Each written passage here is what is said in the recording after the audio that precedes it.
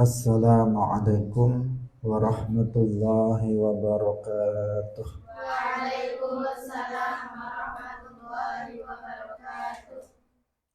Alhamdulillahi rabbil alamin. Wassalatu wassalamu ala sayyidina wa maulana Muhammadin wa ala alihi wa ashabihi tayyibin at-tahirin. Allahumma la sahla illa ma ja'altahu sahla wa anta taj'alul hazna idza syi'ta sahla. Allahumma rzuqna al-ikhlasa fil niyyati wal qawli wal amal wa ba'du. Hadirin hadirat yang berbahagia, alhamdulillah kita bersyukur kepada Allah Subhanahu wa taala. Malam hari ini Allah Subhanahu wa taala mempertemukan kita kembali dalam majelis ilmu membaca buku Membina Keluarga Sholihah. Semoga kebersamaan kita malam hari ini mendapatkan keberkahan dari Allah Subhanahu wa taala. Amin ya rabbal alamin. Salawat dan salam semoga tetap terlimpahkan kepada Nabi Agung Nabi Muhammad sallallahu alaihi wasallam, para sahabatnya, keluarganya, serta seluruh umat Islam yang mengikuti beliau ila yaumil qiyamah. Hadirin rahimakumullah, mari kita ikhlaskan niat kita masing-masing lillahi ta'ala. Kita dalam pembahasan tentang kewajiban seorang suami untuk berakhlak mulia terhadap istri, mengamalkan firman Allah Subhanahu wa taala, wa ashiruhunna bil ma'ruf, dan gaulilah istri-istri kalian itu dengan pergaulan yang baik. Artinya dengan mengedepankan akhlak yang mulia. Akhlak mulia yang dimaksud tentu seluruh akhlak mulia yang diperintahkan oleh Allah dan Rasul-Nya. Itu mesti diterapkan dalam kehidupan berkeluarga oleh suami. Tetapi ada beberapa akhlak mulia menonjol yang tidak boleh tidak harus dilakukan atau dipraktekkan oleh seorang suami dalam rumah tangga kaitannya dengan istrinya. Dalam rangka untuk mewujudkan sebuah keluarga yang harmonis, keluarga yang bahagia, keluarga yang sholihah, keluarga yang penuh dengan ketenangan, penuh dengan kebahagiaan. Satu akhlak mulia telah kita sebutkan dalam pertemuan sebelumnya, yaitu tawadhu. Bahwa seorang suami harus mutawadhi, orang yang rendah hati. Artinya tidak sombong, tidak merasa lebih mulia daripada istrinya, tidak merasa lebih hebat dari istrinya, tidak merasa dia lebih pintar dari istrinya, dan tidak menganggap bahwa istrinya itu lebih rendah dalam segala hal. Tidak menghina istrinya, tetapi dia merasa rendah hati terhadap istrinya. Menerima nasihat apabila dia melakukan kesalahan, maka dia menerimanya dengan lapang dada. Itulah ciri khas dari seorang yang mutawadhi. Jika seorang suami suka menghina istrinya, melecehkannya, mengecilkannya, meremehkannya, maka itu pertanda si suami orang yang sombong, bukan orang yang mutawadhi. Jika seorang suami nggak mau menerima nasihat, diberitahu istrinya ini dan itu tentang kebaikan, dia nggak mau menerimanya, maka dia bukan suami yang mutawadhi, bukan suami yang rendah hati, tetapi seorang suami yang sombong. Nah, jika seorang suami sombong, maka bagaimana bisa mendapatkan keluarga yang baik? Istrinya akan merasa terhina terus, apa yang dia ucapkan tidak didengar oleh suami, maka yang ada adalah ketidakharmonisan, ketidaktenangan, ketidakbahagiaan yang dirasakan oleh suami maupun istri. Karena itu seorang suami harus mutawadhi, rendah hati, tidak kemudian karena dengan tawadhu ini semua kebaikan itu akan bisa dilakukan. Jadi induk dari akhlak mulia itu adalah tawadhu. Jika seseorang itu tawadhu, dia akan diterima oleh semua orang.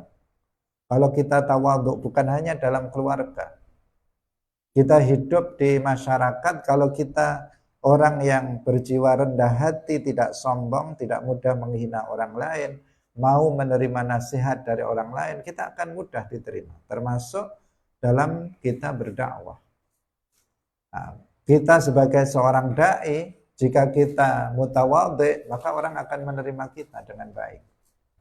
Orang akan senang dengan kita dan akan menerima apa yang kita ajakkan kepada mereka. Jadi karena itu dikatakan tawadhu ini adalah salah satu induk dari akhlak mulia. Tanpa ada ketawadhuan, seseorang nggak akan memperoleh kebaikan-kebaikan. Dengan tawadhu, seseorang akan bisa berakhlak, menerapkan akhlak-akhlak mulia lainnya.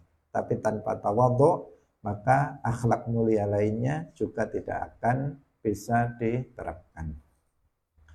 Hadirin rahimakumullah, ini sudah kita jelaskan dalam pertemuan sebelumnya. Nah, sekarang bagian yang kedua, akhlak yang hendaknya dimiliki oleh seorang suami adalah mampu meredam kemarahan atau emosi. Bukan seorang yang pemarah. Karena marah ini sangat membahayakan. Akan kita baca hadis Rasulullah Shallallahu Alaihi Wasallam. Suatu ketika ada seorang laki-laki datang kepada Rasulullah Shallallahu Alaihi Wasallam dan berkata kepada Nabi Shallallahu Alaihi Wasallam, "Ausini, ya Rasulullah, berilah aku wasiat." Kemudian Nabi menjawab, "La taghdab, janganlah kamu marah." Kemudian faraddada miraran, dia mengulang-ulang, "Ausini ya Rasulullah, berilah aku wasiat wahai Rasulullah." Jawabannya Nabi, "La taghdab," sampai 3 kali. Jawaban Nabi atau wasiat Nabi kepada laki-laki itu sama, yaitu la taghdab, janganlah kamu marah. Emosi, kemarahan ini sangat membahayakan. Karena akan seseorang yang suka marah, seseorang yang mudah tersulut oleh emosi, maka dia tidak akan bisa berakhlak yang mulia. Seseorang yang pemarah tidak akan bisa berakhlak mulia karena akalnya tidak akan mampu untuk mengontrol lisannya dari mencaci, membentak, menghina istrinya. Kalau seseorang sedang marah, apa mungkin ucapannya itu ucapan yang baik? Sulit. Orang kalau sedang marah, yang keluar adalah cacian. Orang yang sedang marah, yang keluar adalah bentakan. yang akan keluar dari lisan orang yang sedang marah adalah hinaan. Itu yang akan muncul. Nggak akan orang misalnya marah itu lemah lembut misalnya. Kalau biasanya dia memanggil istrinya misalnya dengan panggilan sayang, kalau sedang marah nggak mungkin sayang, nggak mungkin ya. Pasti dia akan berubah, mungkin malah nama binatang yang disebut. Nah, beda kalau seseorang dalam kondisi normal, maka dia akan bisa lebih bisa akalnya bisa mengontrol lisannya dalam berbicara. Karena itu kalau ada orang marah, hati-hati kalian. Nah, hati-hati kalau ada orang sedang marah, maka hati-hati jangan dilawan orang marah. Nah, lebih baik kita diam. Apalagi seorang istri, jika melihat suaminya marah, jangan dibantah. Kalau suaminya marah kamu bantah, bertambah kemarahannya, semakin banyak ucapan-ucapan yang akan keluar yang itu akan menyakitkan hati istri. Sebaliknya, ini secara umum orang yang pemarah tidak akan bisa berakhlak yang mulia. Karena itu seseorang harus mampu untuk meredam amarah. Memang seseorang ada yang berkarakter pemarah, ada yang berkarakter tidak pemarah, artinya tabiat yang ada pada dirinya. Tetapi seseorang yang memiliki ilmu, maka dia hendaknya pengetahuan dia bahwa marah tidak baik, seandainya ada tabiat pemarah pada dirinya, dia harus bisa mengendalikannya. Dia harus bisa mengerem kemarahan itu, mengendalikannya. Kalau dia merasa akan marah, maka disebutkan dalam beberapa riwayat, misalnya kita segera berwudu, atau kita segera merubah posisi badan kita. Seandainya kita marah dalam kondisi berdiri, segeralah untuk duduk atau berbaring. Seandainya kita marah sedang duduk, mungkin kita berbaring agar redam kemarahan itu dan kemudian tidak menimbulkan keburukan-keburukan, bukan hanya keburukan pada diri dia tetapi juga keburukan pada orang lain. Hadirin yang dirahmati oleh Allah, kalau kepada dirinya dia bisa stroke, darahnya bisa tinggi, dan dia bisa cepat mati. Kalau itu secara zahir akibat dari orang yang mudah marah. Daripada orang, maka dia tidak akan bisa berakhlak dan dia akan tidak akan berakhlak mulia dan akan menyakiti orang lain. Nggak ada orang marah yang nggak menyakiti orang lain. Selalu dia akan menyakiti orang lain. Karena itu Nabi berpesan, la taghdab, kamu jangan marah. La taghdab, sampai 3 kali, kamu jangan marah. Karena dengan kemarahan akan menimbulkan kekacauan yang sangat banyak. Akalnya tidak akan mampu mengontrol kakinya. Lisannya nggak bisa dikontrol, kakinya tidak bisa dikontrol, dari menendang istrinya mungkin akan ditendang, tangannya juga nggak bisa dikontrol dari memukul. Kalau sedang marah jangan dekat-dekat, kalau suaminya marah bisa ditapuk muka kamu atau bisa dipukul, bisa ditendang kalau dekat-dekat. Apalagi sedang marah, dibalas dengan ngomel misalnya istrinya, maka bisa ditapuk mukanya atau ditapuk mulutnya. Itu orang marah, makanya waspada. Jangan cari suami yang pemarah, cari yang tidak pemarah. Nah, itu karena di sisi yang lain, bukan hanya dari sisi ini ya, ketika terjadi suami pemarah, akan mudah menyakiti hati istrinya, bukan hatinya saja tetapi juga fisiknya. Belakangan ini banyak sekali seorang suami membunuh istrinya gara-gara kemarahan sesaat yang meski sesaat tetapi tidak mampu. Dari itu, orang yang kalau suami itu dalam kondisi marah, Seorang suami bisa saja dia menceraikan istrinya. Dan ini yang terbanyak, yang terjadi yang paling banyak, seorang suami itu menceraikan istri dalam kondisi marah. Kalau baik-baik saja, nggak ada kemarahan, biasanya dia akan berpikir jangka panjang. Gimana ya kalau saya menceraikan istri saya nanti bagaimana, anak saya bagaimana, istri saya nanti bagaimana, saya bagaimana. Dia akan mikir.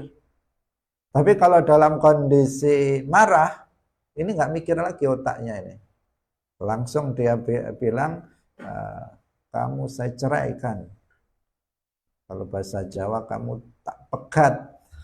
Atau dalam bahasa Arab tolak ketuki, langsung seperti itu. Bahkan bisa lebih dari itu, bisa naik pitam, dia langsung mengatakan kamu saya ceraikan 3, langsung begitu. Namanya juga orang marah. Habis redam marahnya nyesel. Nah, itu kebiasaan seorang pemarah itu nyesel di belakang. Memang menyesal selalu ada di belakang, nggak pernah menyesal di depan. Nah, selalu ada di belakang. Nah, tetapi orang marah kan karena emosinya tidak terkontrol, sehingga ketika sudah redam, dia kemudian, kenapa saya tadi memukul istri saya, kenapa saya tadi mencacinya, kenapa saya tadi menceraikannya. Banyak sekali istri yang diceraikan di saat suami sedang marah dan tolaknya jatuh. Nah, cerai yang dijatuhkan oleh suami dalam kondisi marah itu tetap jatuh.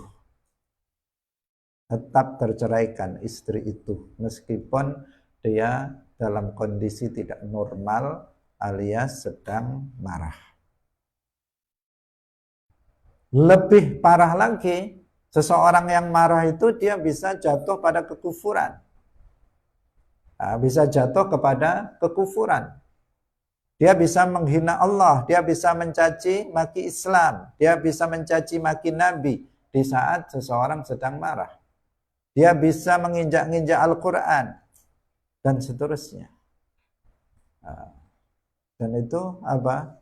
Dia tetap jatuh pada kekufuran meskipun dia melakukan kekufuran itu di saat dia sedang marah. Sebagaimana disebutkan dalam kitab Mukhtasar. Ketika ada seorang laki-laki memukul anaknya misalnya, atau memukul budaknya dengan pukulan yang keras. Saking marahnya kemudian ditanya, apakah kamu bukan seorang muslim? Dia mengatakan, enggak, karena marah. Maka dia dikatakan apa? Kafir, jatuh pada kekufuran meski dalam kondisi marah. Pada umat terdahulu sebelum Nabi Muhammad juga dikisahkan ada seorang namanya Himar bin Malik yang dia sudah beribadah kepada Allah selama 40 tahun, kemudian Allah Subhanahu wa taala mengujinya dengan menimpakan musibah kepadanya, anak-anaknya pada meninggal. Tetapi dia tidak sabar, marah, dia emosi, tidak tanggung-tanggung emosinya kepada Allah Subhanahu wa ta'ala. Protes terhadap Allah, dan dia kemudian tidak mau lagi menyembah Allah dan mengancam setiap orang yang lewat di depannya agar kufur, tidak lagi menyembah Allah. Dalam kondisi marah, dia jatuh kepada kekufuran yang akhirnya Allah Subhanahu wa ta'ala menurunkan azabnya, membakar dia beserta rumah dan pekarangannya sampai habis, sebagai azab bagi orang yang telah kufur.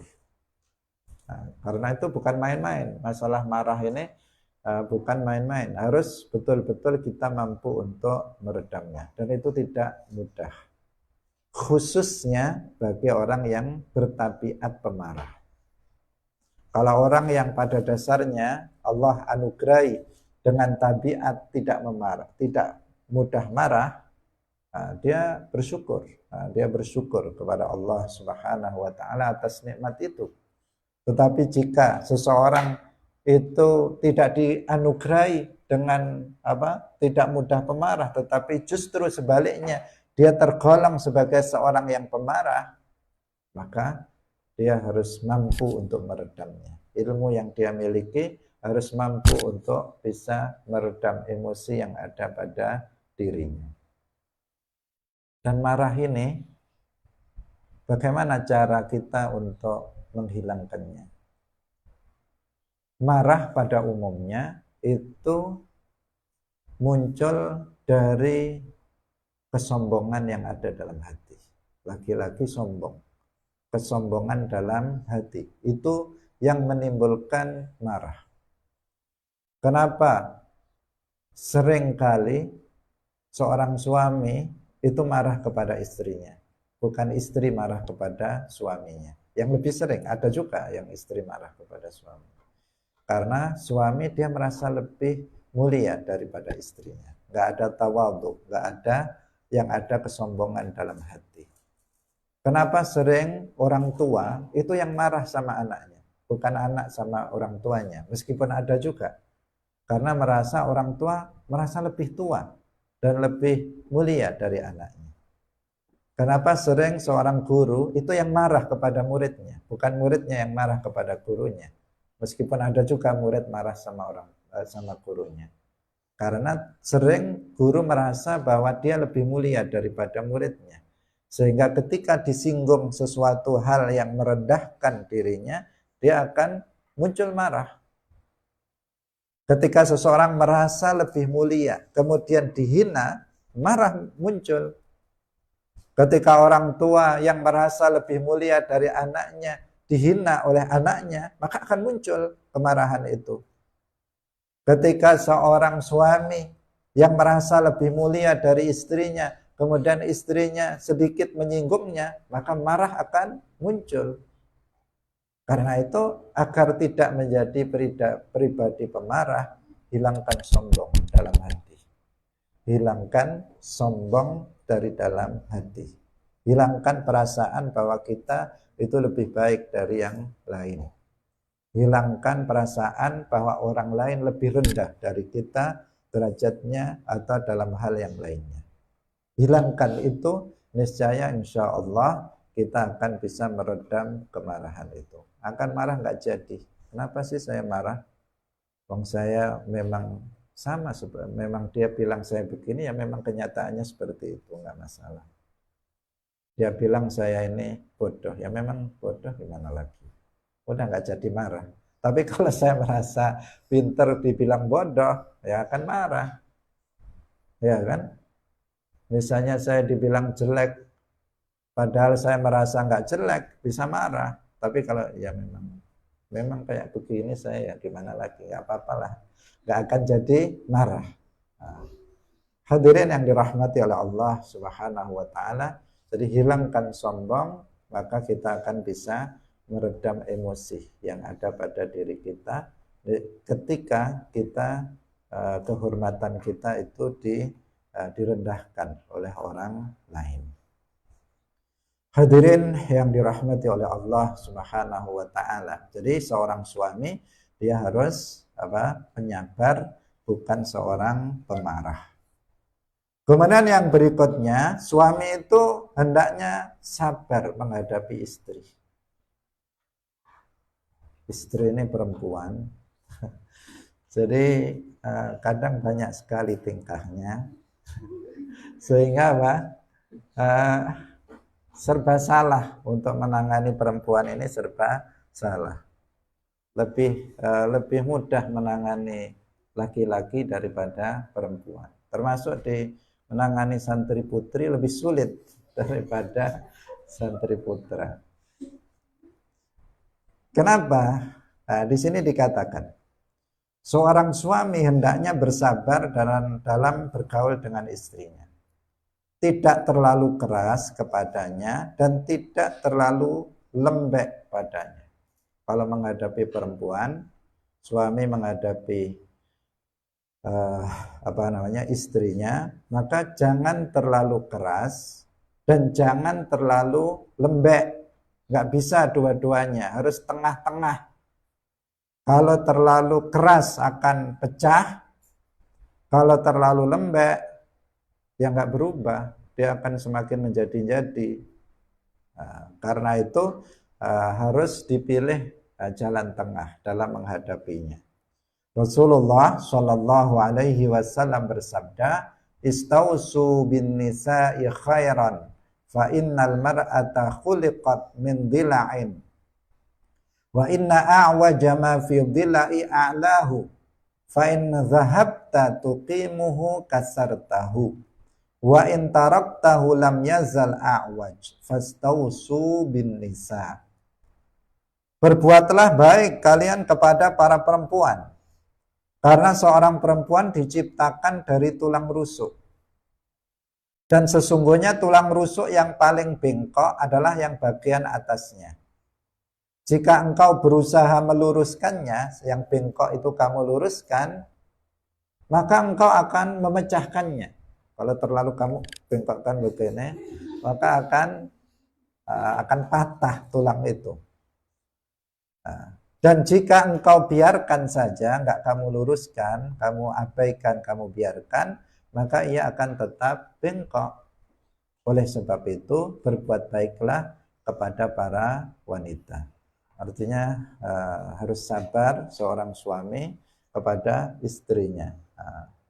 Bagaimana apa yang dilakukan oleh istri yang itu tidak baik, yang itu kurang pantas, yang tidak layak, misalnya, maka seorang suami tetap dia harus berusaha untuk meluruskannya. Tetapi dengan cara yang baik, tidak dengan cara yang kasar atau dengan cara yang kaku, atau dengan cara yang ekstrim, karena itu nanti justru akan mematahkannya,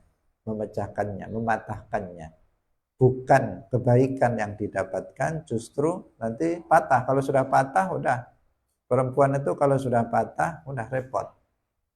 Patah itu bagaimana? Sudah istilahnya mundur isin. Kalau bahasa Jawa mundur isin. Artinya dia nggak mau mengalah. Dia nggak akan mengalah. Dia akan pokoknya. Kalau pokoknya, bagaimanapun pokoknya. Itu sudah sulit itu nanti. Makanya harus dihadapi dengan baik. Fastausu bin nisa. Ini yang menonjol. Apalagi kalau ditakdirkan seorang suami dia memiliki istri yang tidak baik perangainya, yang akhlaknya tidak baik. Kalau dia punya istri yang baik, alhamdulillah dia tidak begitu repot ya.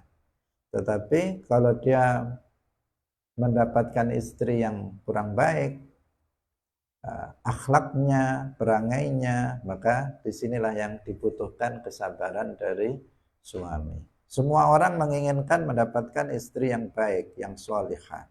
Tapi tidak semua orang itu mendapatkan istri yang sholihah. Karena terkadang sholihah itu hanya menjelang menikah saja. Ketika masih perkenalan kayak sholihah.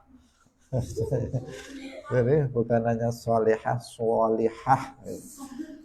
Dari misalnya dari sisi penampilannya, kalau ngomong lemah lembut, katanya dia nggak banyak menuntut, saya qanaah dan sebagainya. Wah, sholihah. Cara bicaranya juga lembut. Tetapi setelah menikah ternyata kembali kepada wujud aslinya. Jadi yang asli dari perangai dia itu muncul setelah pasca menikah. Ternyata nggak seperti yang dulu dibayangkan. Ternyata dia seperti ini dan seperti itu. Nah, ini yang maksud saya. Tadi kan kita katakan bahwa semua orang menginginkan mendapatkan istri yang salehah. Tapi nyatanya sudah berikhtiar, wah ini menurut saya salehah. Tapi ternyata tidak selalu seperti itu. Terkadang seseorang kecewa. Tapi itu adalah ujian bagi seorang suami untuk kemudian dia berlaku sabar menghadapi istri yang seperti itu. Hadirin rahimakumullah. Kadang istri ada juga yang dia tidak membantu kebaikan yang dilakukan oleh suami. Misalnya suami itu berdakwah, suami melakukan kebaikan-kebaikan dalam agama, kadang dilarang, kadang dihentikan, kadang diganjal misalnya. Suaminya mau berdakwah nggak boleh keluar rumah misalnya, atau suaminya ngaji nggak boleh misalnya, udah di rumah saja nemani saya dan sebagainya, macam-macam macam-macam orang itu karena ada sebagian orang yang kemudian ya curhat kepada kita, dia inginnya bisa berdakwah secara leluasa tetapi nggak bisa. Istrinya ngawasi terus, diawasi terus, keluar untuk dakwah saja itu dipantau terus, nggak bisa bergerak, nggak bisa dia kemudian leluasa dalam berdakwah. Itu ada juga yang seperti itu. Nah, karena itu kuncinya adalah sabar dalam menghadapi istri tersebut, karena dikatakan dia diciptakan dari tulang rusuk yang yang apabila kita yang bengkok bagian atasnya, jika kita meluruskannya dengan cara kasar akan mematahkannya, jika kita biarkan dia akan tetap bengkok. Maka jangan berarti bagaimana? Berarti diluruskan tetapi pelan-pelan, pelan-pelan, bukan di cara yang kasar, tetapi dengan pelan-pelan nanti akhirnya akan dia lurus. Hadirin rahimakumullah. Nah, kita lanjutkan lagi. Akhlak berikutnya yang harus diterapkan oleh seorang suami kepada istrinya adalah jujur dan amanah. Nah, jujur dan amanah. Nah, ini yang terkadang sulit ya, bagi suami dan juga bagi istri, yaitu jujur, tidak bohong. Seorang suami hendaknya jujur dalam berbicara, tidak suka berbohong. Berbohong itu al-ikhbar bi khilafil waqi', memberitahukan sesuatu yang enggak sesuai dengan kenyataan. Nah, itu yang disebut bohong. Kalau seseorang misalnya mengatakan si A itu, misalnya si A telah pulang, padahal sebenarnya belum pulang, itu namanya bohong. Yaitu memberitahukan sesuatu yang enggak sesuai dengan kenyataan. Tapi kalau diam, itu enggak bohong. Dia diam, tidak memberitahu, juga tidak memberitahu bahwa dia pulang, dan juga tidak memberitahu kalau dia belum pulang. Itu tidak dikatakan bohong. Nah, bohong itu memberitahukan sesuatu yang enggak sesuai dengan fakta, kenyataan yang ada.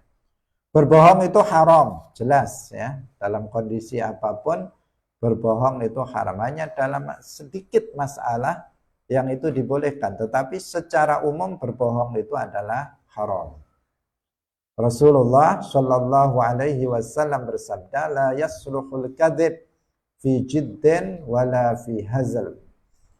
Tidak boleh berbohong baik dalam keadaan sungguh-sungguh maupun dalam keadaan bergurau.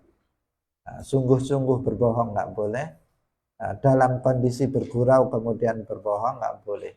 Meskipun tujuannya untuk melawak, meskipun tujuannya untuk membuat lelucon, maka bohong itu tetap hukumnya haram. Maka jangan dilakukan. Termasuk oleh seorang suami, jangan suka berbohong kepada istrinya. Kalau berbohong, maka nanti akan satu kali kebohongan akan membawanya pada kebohongan-kebohongan berikutnya. Satu kali bohong, nanti akan hampir ketahuan bohongnya, akan bohong yang kedua, akan ketahuan lagi bohong yang ketiga, begitu seterusnya. Jadi sekali kita bohong, kita akan bohong berkali-kali kepada istrinya. Kalau bohong sama orang lain, haram juga. Tetapi kalau bohong kepada orang lain itu akibatnya Akibatnya juga buruk juga. Apa yang ingin saya katakan? Intinya begini, berbohong sama istri itu lebih mudah ketahuan. Jadi karena istri itu memiliki insting, selain dia dekat dengan kita sehingga tahu apa yang kita omongkan itu bohong atau enggak, itu dia tahu. Maka lebih baik jujur, tidak berbohong. Karena dia tahu ini kita bohong apa enggak, dia tahu. Nah, sehingga mudah ketahuan. Kalau ketahuan akhirnya kita bohong lagi. Kalau nggak bohong nanti gimana? Tadi sudah terlanjur bohong. Nah, akhirnya bohong, dosa. Begitu terakhir ketahuan, udah ketahuan bohongnya banyak dan itu menjadikan kekecewaan. Dan jika kemudian itu dilakukan oleh suami berkali-kali, maka cap kazab, cap suami pembohong itu nanti akan melekat.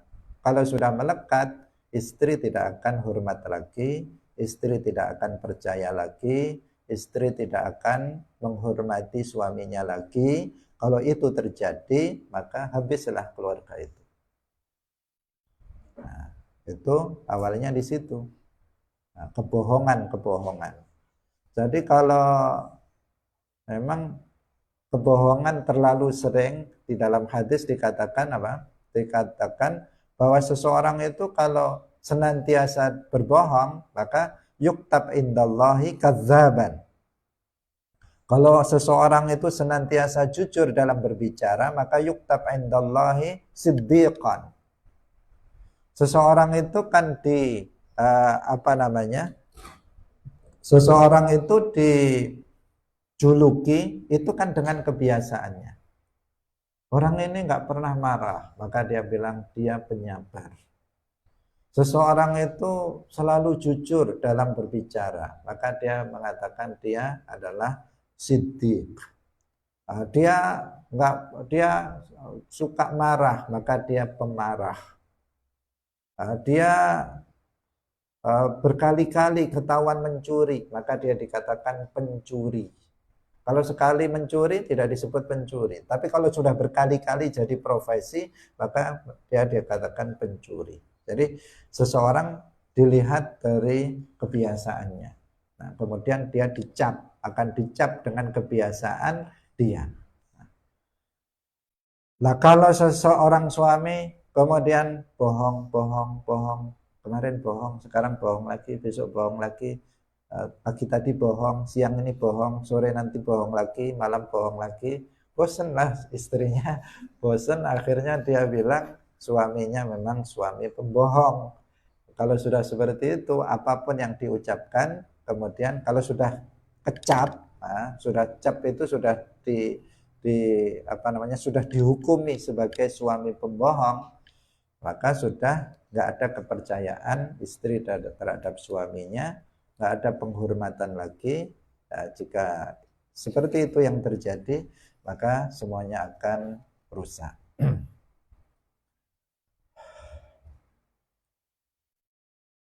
Dikatakan jika suami diketahui sering berbohong kepada istrinya, maka kepercayaan istri terhadap suami akan hilang. Istri juga tidak akan menghormatinya lagi sebagai seorang pemimpin dalam rumah tangga. Kalau pemimpinnya nggak dihormati lagi, maka akan runtuh keluarga itu. Seorang suami juga harus amanah. Ini sifatnya umum ya. Sebenarnya kalau amanah ini sangat luas. Tidak menyia-nyiakan amanah yang diberikan kepadanya, menjalankan kewajibannya kepada istrinya, dan tidak mengkhianati kepercayaan yang diberikan oleh istrinya. Harus amanah, tidak suka khianah. Artinya amanah yang, apakah itu amanah dari Allah? Istri sendiri itu amanah. Istri adalah amanah bagi seorang laki-laki. Ada kewajiban-kewajiban suami terhadap istrinya yang harus dijalankan. Itu dijalankan. Anak-anak yang terlahir dari pernikahan dia, itu juga amanah. Yang dia harus melaksanakan amanah itu sesuai dengan apa yang telah diamanatkan.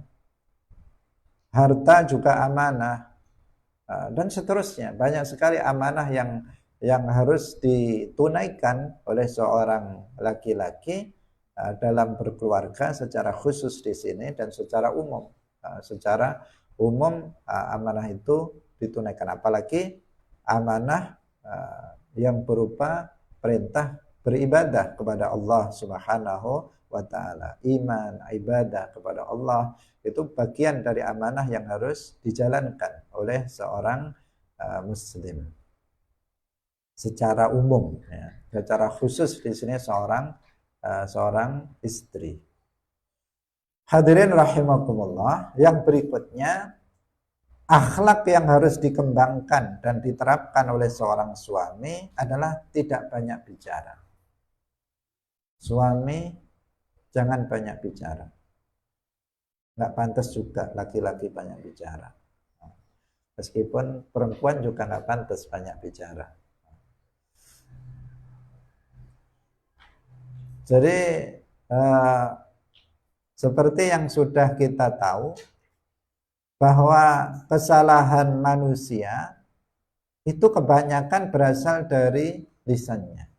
Rasulullah Shallallahu Alaihi Wasallam bersabda, "Aktsaru khotoya bani Adam min lisanihi."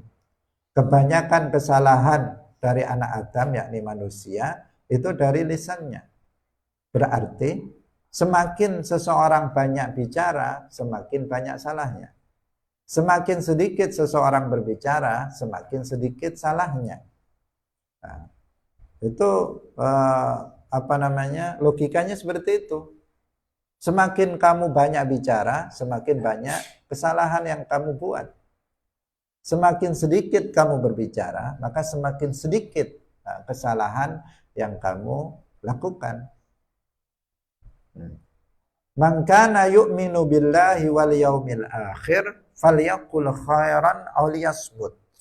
Dalam berbicara ini, bagi kita yang beriman kepada Allah dan hari akhir, pilihannya dua, yaitu berbicara baik atau diam.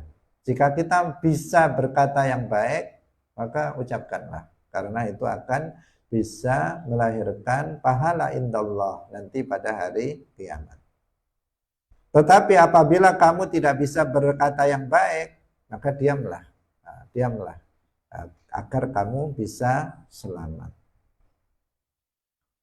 Seorang suami yang banyak bicara akan banyak melakukan kesalahan. Dia akan semakin sering menyakiti hati istrinya kalau banyak bicara.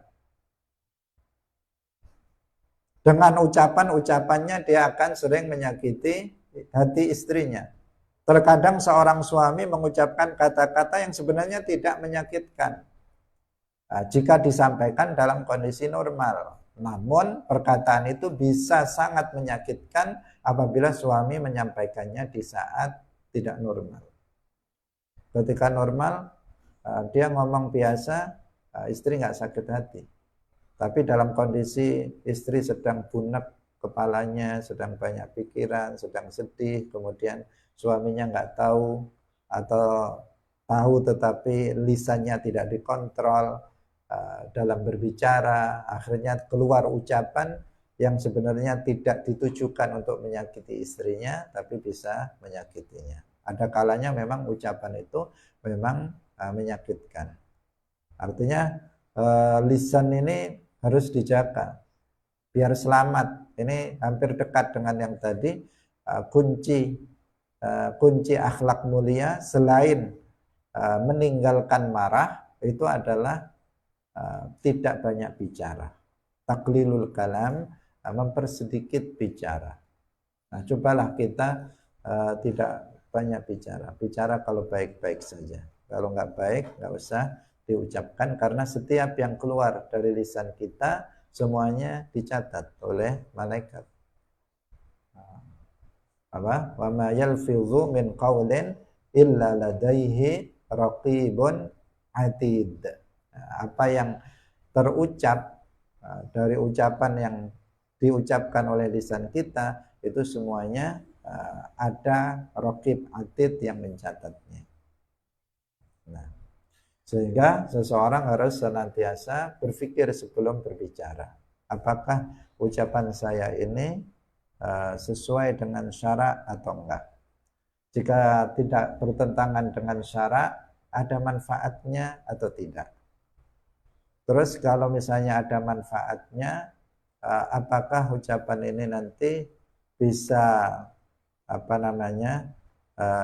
saya ucapkan di timing yang tepat, di waktu yang tepat apa enggak? Karena tidak selalu ucapan yang benar itu diterima sebagai sebuah kebenaran apabila diucapkan di waktu yang tidak tepat. Nah, semuanya kita pikirkan sebelum kita berbicara. Khususnya di sini seorang suami. Nah, dalam berbicara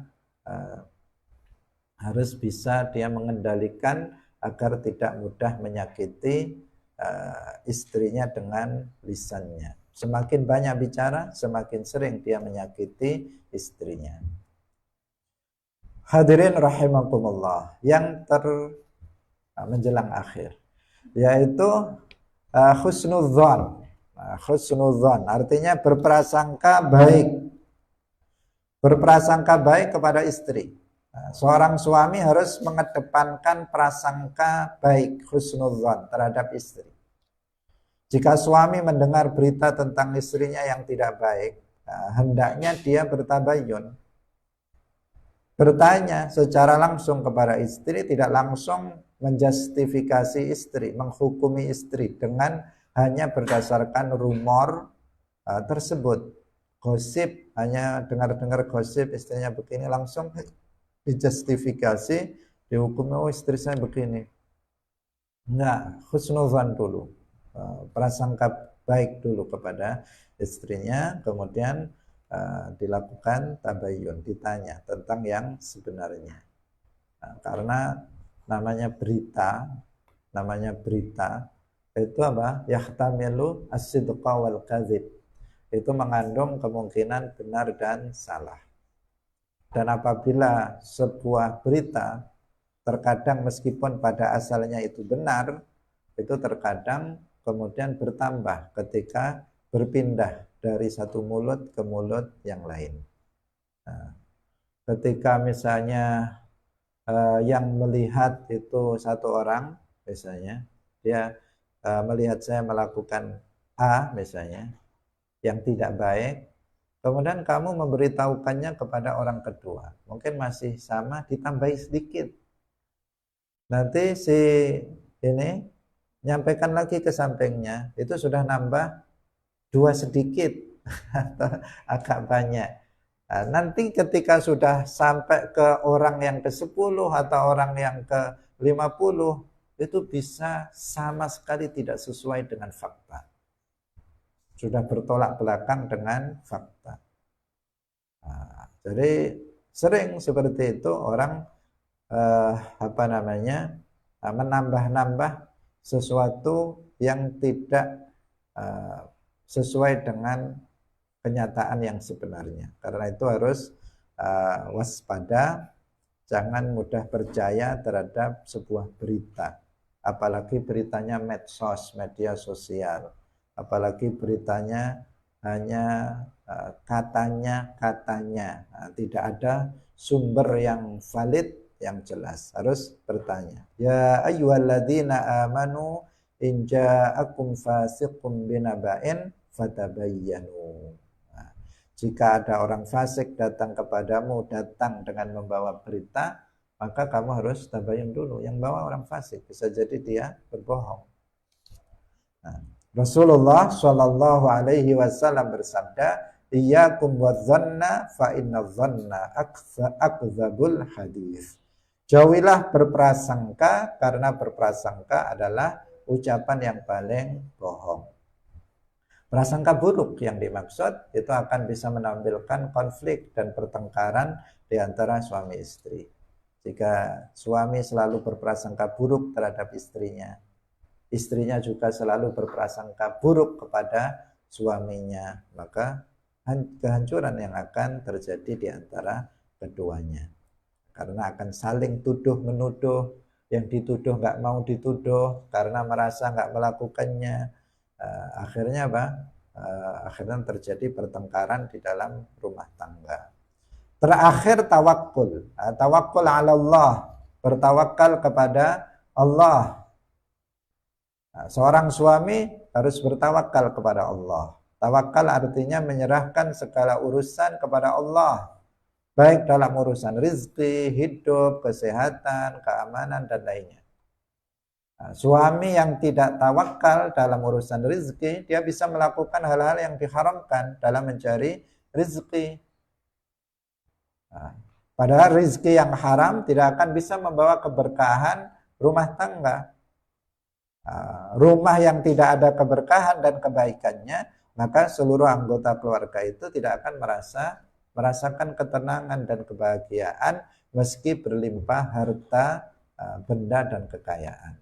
Jadi kaya raya, tetapi nggak ada keberkahan dalam rumah tangga karena suaminya mencari rezeki yang haram, karena dia tidak tawakal kepada Allah, sehingga kemudian cenderung untuk melakukan hal-hal yang menyimpang dari ketentuan-ketentuan syariat.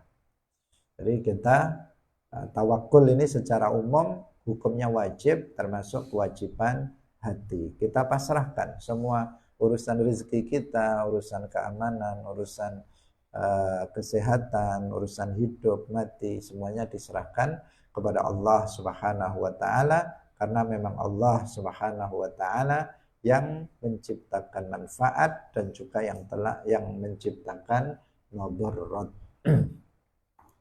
Hadirin rahimakumullah, itulah beberapa akhlak yang hendaknya ada pada seorang suami untuk membentuk sebuah keluarga yang baik. Jika itu nggak ada, ini bagi laki-laki hendaknya dia menghiasi dirinya dengan sifat-sifat ini. Bagi perempuan yang belum bersuami, hendaknya mencari suami dengan kriteria akhlak yang seperti ini. Jika sudah bersuami, ya kalau ternyata suaminya seperti ini, alhamdulillah. Jika tidak, maka dia bersabar. Memiliki suami seperti itu, dia akan mendapatkan pahala. Dia akan mendapatkan pahala karena sabar. Ternyata suaminya suka memukul dia, suaminya ternyata suka menghina dia, ternyata suaminya suka merendahkan dia, suaminya ternyata orang yang banyak ngomong sehingga banyak melakukan kesalahan, suka berprasangka buruk, pembohong misalnya. Maka seorang istri hendaknya dia bersabar. Kenapa? Sudah jadi istrinya, gimana lagi? Sudah terlanjur. Sudah jadi istrinya, maka biar dia mendapatkan pahala, dia bersabar. Kalau nggak mampu untuk bersabar, bagaimana? Karena yang punya hak untuk menceraikan itu adalah suami, bukan istri. Tapi istri masih punya hak yang disebut dengan khulu. Dia bisa mengajukan cerai terhadap suaminya dengan membayar sejumlah harta tertentu sesuai dengan kesepakatan. Hadirin rahimakumullah, kita telah selesai membahas tentang kewajiban suami dan akhlak yang mesti diterapkan oleh seorang suami kepada istrinya. Insya Allah dalam pertemuan berikutnya kita ganti membahas istri solihah. Seperti apa kriteria seorang istri yang solihah? Insya Allah akan kita bahas dalam pertemuan berikutnya. Barakallahu fikum, wallahul muwaffiq ila aqwamit thariq. Wassalamualaikum warahmatullahi wabarakatuh. La ilaha illallah. Allahumma salli ala sayyidina Muhammad wa ala alihi wa sahbihi wa sallim. Rabbighfirli wa liwalidayya wa lil mu'minina wal mu'minat.